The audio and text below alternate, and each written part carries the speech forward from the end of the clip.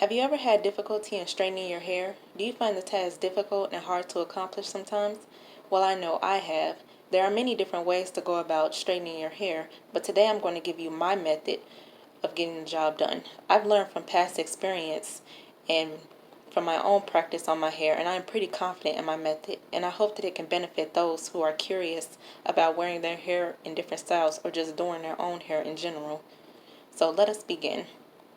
There are many different functions to flat iron your hair. You have the actual flat irons, the comb, the heat, and the way to grip your hair when you're flat ironed. But first I want to share with you some of my past experience. When I was in middle school, I was very curious about doing my own hair. I wanted to start wearing it down, and I wanted to start doing it myself. I saw my mother and my sister do my hair a few times, and I was curious about doing it myself. I was very confident at first, but as I started doing it, I started to notice that it wasn't turning out the right way or the way that my sister and my mother would show me, and I started to get frustrated. But then as time moved on, I started to become very better at it. So one of the functions that helped me that I had to learn in order to accomplish this was the overall flat irons. These are my flat irons right here that I'm going to be demonstrating with.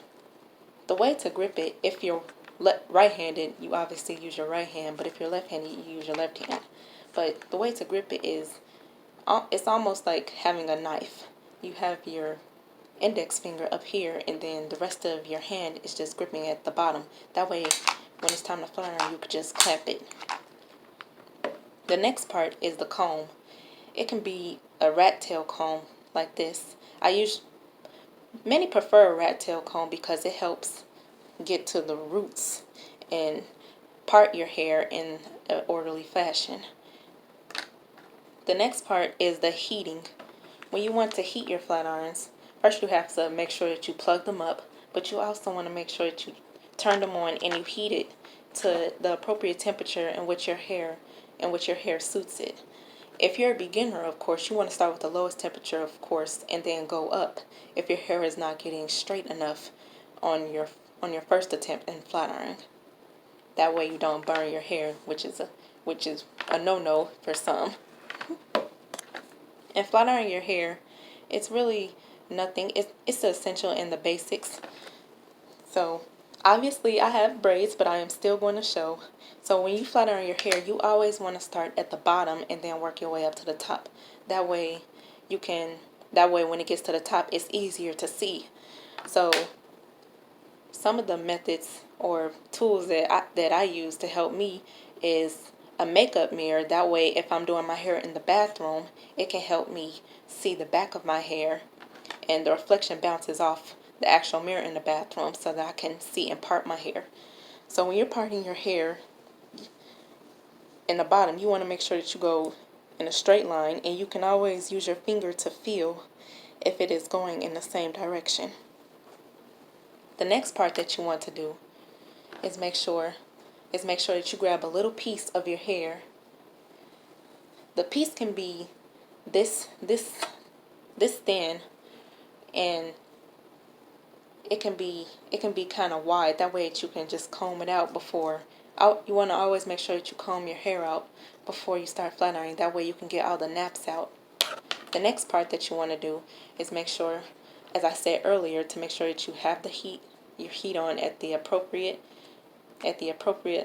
heat of your choosing for your hair. The next part that you want to do is when you comb it and you're ready to flat iron, you grip it like how I showed you earlier, and you make sure that you go all the way down. Now for some may choose to go through their hair with the comb as they're flat iron. That helps for frizzy hair too if you ever have difficulty in doing that. Many of the methods that I use are pretty easy and essential, and for those who are new in flat iron, I really recommend that you just practice, and practice eventually makes perfect. Before I close out, I want to share with you all that in my time of learning how to flat iron my hair, I became more confident and more sure that I could do it myself, even when those who said that I couldn't told me that I needed to have more practice, and I really didn't know what I was doing. But as I said earlier, as you practice, it makes for perfect. And choosing your own flat irons of your choice and many other methods, but this is just the easier method to just get the job done. And you work that same way from the bottom all the way up to the top. That way it can flow very smoothly. So now that I finished, I hope that this video has helped a lot of those who are curious about flattering their own hair and just want to wear different hairstyles in the future that include wearing your hair down long. I have become more adept in flattering my hair, and it makes for very good practice. And it is a real accomplishment for me in learning how to flat iron my own hair. And now that I share this information with you, I hope that this helps or benefits for others who may struggle in the future with this. My advice to you is just take it one day at a time and one step at a time.